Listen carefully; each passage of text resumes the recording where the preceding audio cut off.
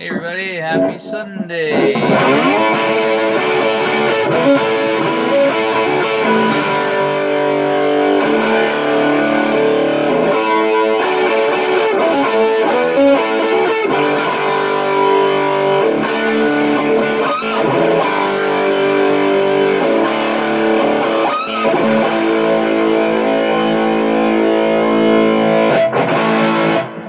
Hey, how's everybody doing today on this fine end of September Sunday morning? Hey, my name's Darren D'Souza, not Dards D'Souza, because that's my name on Facebook and Instagram apparently. Anyways, cheers to a Sunday morning in September. Weather wasn't that great this weekend. I'm glad it was great last weekend when I did my last outdoor show of the year. Yes. Which, if you've seen my there's a lot of pictures taken, so if you're on my Facebook, there's lots of pictures in that because they looked good. Anyways, we're bringing the pointy guitars out. Gotta love pointy guitars, eh?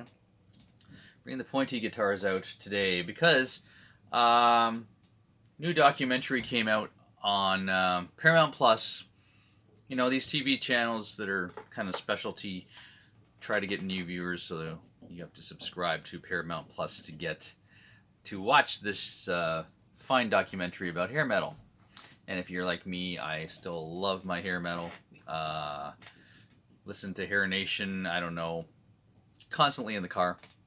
And subsequently made my whole family. Well, my wife was already a hair metal person. That's why we're together, kind of thing. But my kids, of course, are now have the proper foundation for their musical world. Anyways, but there's a documentary that's only on Paramount Plus right now. I thought they had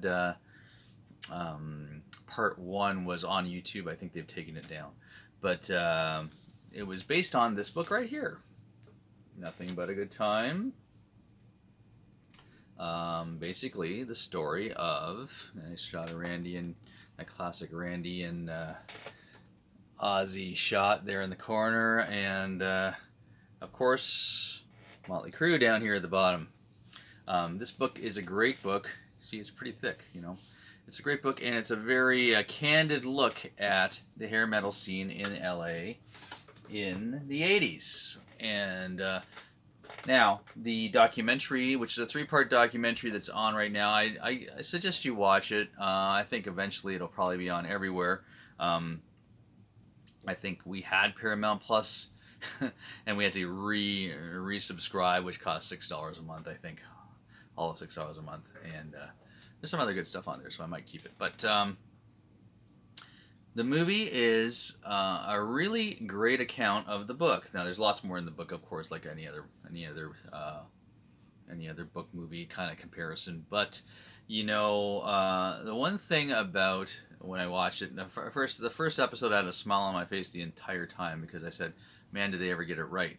Not that I was there. I've been to LA a few times during that era, but you know, I never lived it like other guys did. But it just sounded authentic. And the other thing was, there's been a lot of documentaries about hair metal and the ones that people make themselves on YouTube and that kind of thing, and they always use the same footage of Dokken and Motley Crue and, you know, Rat and all the bands, Van Halen, all the bands that came out of that era. And this one didn't. They got home movies from people. There's some great home movies of the early days of Motley Crue, and there's some for you guitar fans. There's some great Randy Rhoads footage. For that alone, you should watch this. There's some amazing Randy Rhoads footage. They document his unfortunate death in 1982. Is quite prominently in the movie, and basically, it talks about the rise and fall of hair metal, and it's just really interesting because it really grew out of what they called, what Rudy Sarzo calls at the beginning, was dinosaur music, and they said it's never going to last. It's just old music. We're in LA was a new wave place. Skinny Ties was the name that they said, and everyone cut their hair and got skinny ties, and then. Basically, on the laurels of Van Halen and Motley Crue, and really Motley Crue kind of blew it wide open. because they were different and they looked a certain way, and they just kind of just attracted tons of people to their shows. And then all of a sudden, it was big again. And then Sunset Strip was just an amazing time. Uh, as bands just tried to promote themselves with flyers. There's no social media. Like we almost have it easy these days, but it's so saturated now that it's harder. That kind of thing. Just found a nice big dent in this guitar. Um, but yeah, and the thing is, it really documents well the rise, and it really documents the fall. A couple people that really are outspoken are Alan Niven, who was Great White's manager, as well as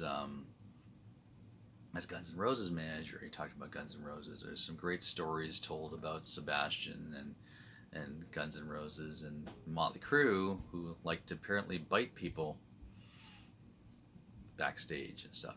There's a great story about them biting Eddie Van Halen. But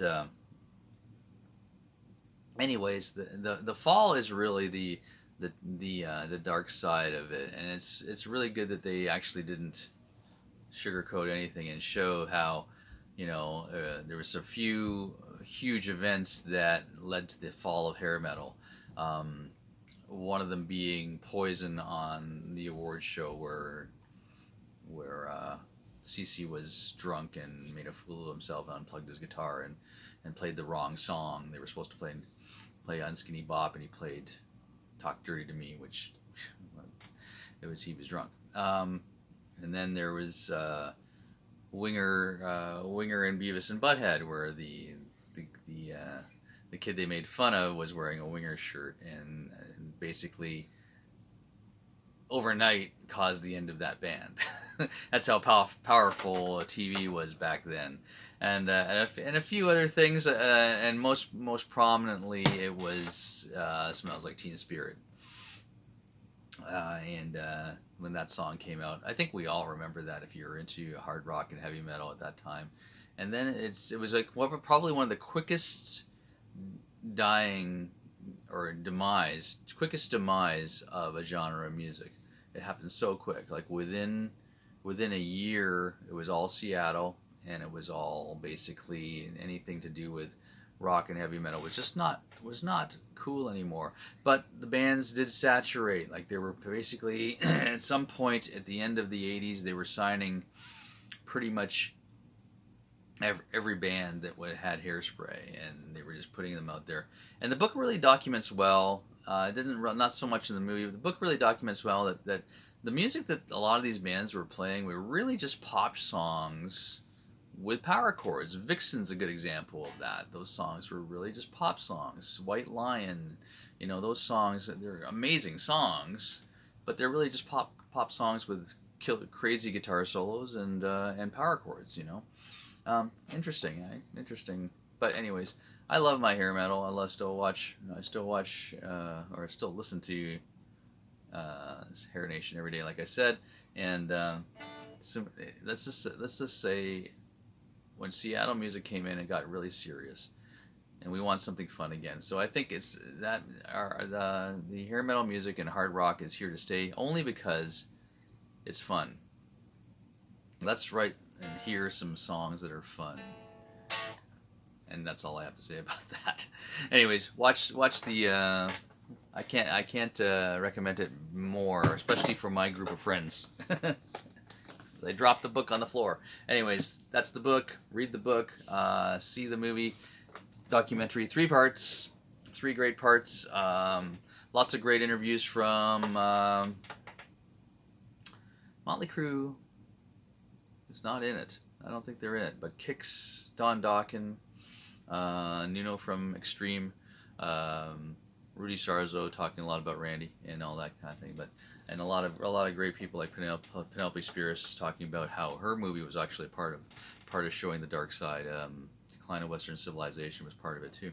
Anyways, I'm amazed I fit this guitar right in the frame. That's just amazing. Cool guitar. This for history on this is one of Jacob's guitars. He was in grade, might have been grade 8, 8th grade, when he decided he saved up enough money from his allowance and all the other stuff, but this is the bottom of the line Dean ML, and it sounds great, and it's a solid piece of wood. And the cool thing about Dean is I got a video on this from years ago where I reviewed this guitar, and it's got a lot of views. This video. This guitar was fairly cheap. I don't think they make it anymore. I'm not sure what's happening with Dean these days after all the Gibson lawsuits and all that kind of thing. I think they won the Gibson lawsuit, or they just kind of got thrown out, saying that hey, everyone copies these guitars. Why are you guys any different? But anyways, great guitar. I might bring this out as long as my son says it's okay. Anyhow, cheers everybody. Summer is officially over now. Last weekend was the last weekend of summer. Now we have lots of lovely weather to look forward to. But I'll tell you one thing. If you live in my Toronto area, GTA as we call it, you're probably safer in the snowstorm driving, because people are so nuts now with the speed on the Ontario highways. You will see accidents every day, and it's completely clear, and there's nothing wrong out there. I'm looking, and for that reason, might be looking forward to some bad weather so people slow down. Okay, as let's take care of ourselves out there, people. Take care of ourselves and be safe. Okay. Anyways. Lots of good gigs coming up for Bridge on Fire in October. Jacob D'Souza is retooling his band, the Harriets, right now, putting a drummer together and playing, and that's why we don't have any gigs right now. Anyhow, we will. Had a great gig weekend last weekend, though. Anyhow, everybody, take it easy. Hair metal rules, Dean guitars rule, and find yourself a pointy guitar. Don't hurt anybody, but find yourself a pointy guitar. Anyways, have a good one. Take it easy. Bye-bye.